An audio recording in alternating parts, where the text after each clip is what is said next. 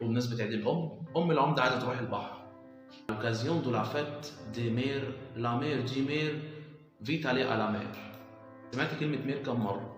ويا ترى ليهم نفس المعنى ولا بيختلفوا؟ مسيو مينا اسحاق مدرس اللغة الفرنسية. أيوه، هما 3 كلمات فعلا ولهم نفس النطق، بس بيختلفوا في المعنى والشكل، ودي حاجة بنسميها عندنا في اللغة الفرنسية ليزومونومي. الكلمة دي بقى المتجانسات، كلمات جديدة اللي هي لا مير يعني الأم، ولا مير يعني البحر، ولو مير يعني العمدة. تعرفوا بقى تكونوا بهم جملة تانية؟